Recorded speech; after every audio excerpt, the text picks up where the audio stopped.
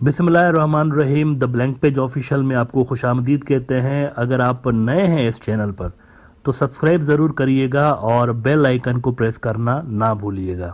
मित्रों, Shanghai cooperation organisation की meeting India के अंदर इन दिनों हो रही हैं और आपने देखा कि पिछले दिनों डिफेंस मिनिस्टर लेवल की मीटिंग्स हुई जिसके अंदर पाकिस्तान तो गया ही नहीं और चाइनीज़ जो टॉप ऑफिशल्स वहाँ गए डिफेंस के, उनके साथ डिप्लोमेटिक प्रोटोकॉल्स तोड़ते हुए इंडिया ने कितनी बदतमीजी का मुजाहरा किया वो भी आपने देखा। तो एक लिहाज से टोटल धपड़दूस defence minister level meeting India के अंदर रही।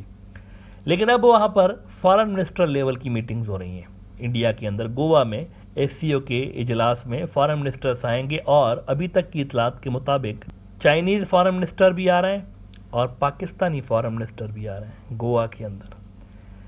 अब इनके गोवा आने से पहले ही जयशंकर साहब ने रंग में भंग डाल दी है। अजीब व गरीब किस्म की उन्होंने बेतुका सा स्टेटमेंट दे दिया जो कि बनता भी नहीं था इस मौके पे। लेकिन बहरहाल उन्होंने गेम डाल दी और वो कहते हैं, मैं द वायर को कोट करता हूँ कि उन्होंने कहा क्या है। कहते हैं ahead of Bilawal's visit next month. अच्छा, ये 4-5 रोज पहले का 25 अप्रैल का है। तो बिलावल के आने से पहले उन्होंने ये स्टेटमेंट दी। कहते हैं कि अहेड ऑफ बिलावल से visit next month Jaishankar says very difficult to engage with Pakistan. It is very difficult for us to engage with a neighbour who practise cross border terrorism against us blah blah blah blah blah. अब इस मौके पे मुझे बताएं, ये कहने की ज़रूरत थी? मतलब एससीओ आपका तो फोरम नहीं है ना, इंडियन फोरम तो नहीं है। एससीओ क्या है? चाइनीज़ फोरम है। ये इंडिया की दावत पे थोड़ी आ रहे हैं, वहाँ पे चाइना की दावत पे पाकिस्तान आ रहा था। अगर आपकी दावत पे आते तो आप इस तरह की जो बातें हैं वो करते हैं, लेकिन वो तो चाइनीज़ दावत पे आ रहे हैं बिलावल, पाकिस्तानी फॉरेन मिनिस्टर।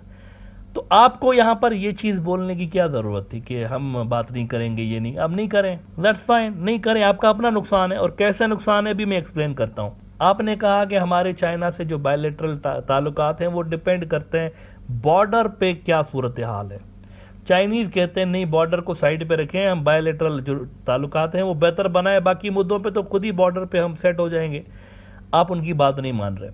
क्या चाइना को इससे फ़र्क पड़ा? चाइनीज़ तो आपके इलाके के अंदर बैठे हुए हैं, आप उनकी बात ना माने, दैट्स फाइन। उनके सेहत पर क्या असर पड़ता है? आप अगर कहते हैं हम पाकिस्तान से बात नहीं करेंगे, लेकिन अगर इस वक्त आप देखें आपको पाकिस्तान की ज़्यादा ज़रूरत है। कैसे? पाकिस्तान से दुश्मनी करके, पाकिस्तान से इसी तरह के रवैये रख के बात नहीं करेंगे, मिलेंगे नहीं, आपने खुद ही खुद को रीजन के अंदर आइसोलेट कर दिया है।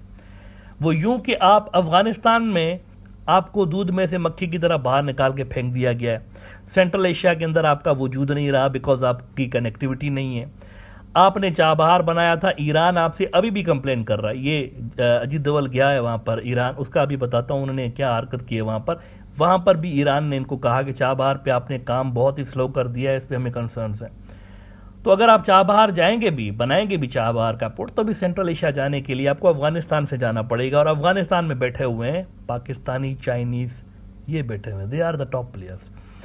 आपको पता है ये जो फॉरेन मिनिस्टर्स आ रहे हैं पाकिस्तान की और चाइना के वहाँ गोवा में, तो वहाँ से ये किधर जाएंगे? इनका नेक्स्ट स्टॉप कौन सा होगा? इंडिया। ये आएंगे ना तो इंडिया से ये एक साथ फ्लाई करेंगे, Pakistani foreign minister, Chinese foreign minister एक साथ ये फ्लाई करेंगे, वापस आएंगे पाकिस्तान। और पाकिस्तान में उनकी मुलाकात एक तीसरे मुल्क के फॉरेन मिनिस्टर से होगी और उस मुल्क का नाम है अफगानिस्तान।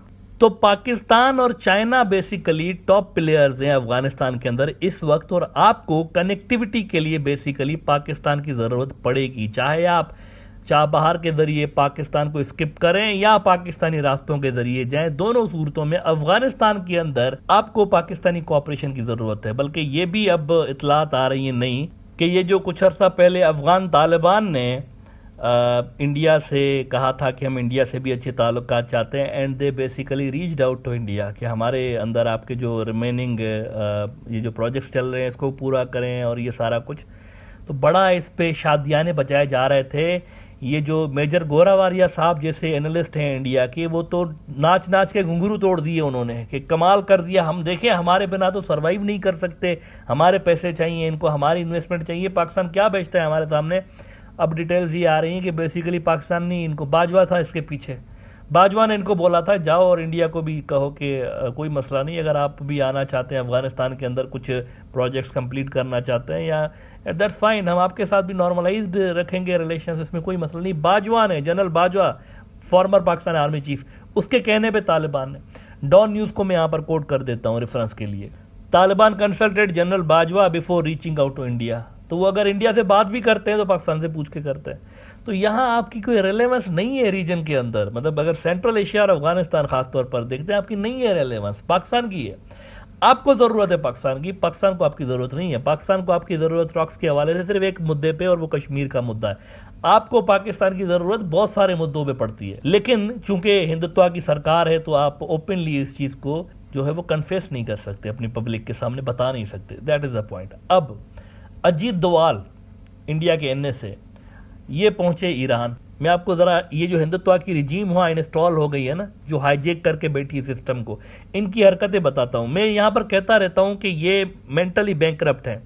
ये जो सिस्टम बैठा हुआ है ना, जो भी है यहाँ पे हिंदुत्व का सिस्टम, आम इंडियंस की बात नहीं कर रहा, हिंदुत्व का जो सिस्टम है मेंटली बैंकरप्ट है। ये एक खास नैरेटिव से आगे सोच ही नहीं सकता, इनकी पॉलिटिकल मजबूरी है। ये उनसे आगे, ये हिंदुत्व के नज़रिए से आगे नहीं सोच सकते। अगर ये मुस्लिम वर्ल्ड के बारे में उनसे ताल्लुकात बेहतर बनाने के लिए भी सोचेंगे ना, तो ये तकफीरी माइंडसेट के साथ, यानी वो जो लड़ाने वाला माइंडसेट नहीं होता कि दो लड़े हैं और उसमें से हम फ़ायदा उठाएं, ये उस तरह से, इससे आगे नहीं सोच सकते। जैसे चाइनीज़ हैं, चाइनीज़ अगर आप देखें, चाइनीज़ की सोच क्या है, सबको मिला के साथ चलते हैं। ईरान और सऊदी की नॉर्मलाइजेशन सबसे बड़ा प्रूफ है उसका। लेकिन इंडिया के अंदर जो सिस्टम हाईजेक करके बैठा, ये तकफीरी सोच वाले हैं। ये कहते हैं दो लोग लड़ें आपस में तो हम कुछ रिलेवेंट बन जाएं, किसी एक के साथ मिल जाएं। इससे आगे ये नहीं सोच सकते।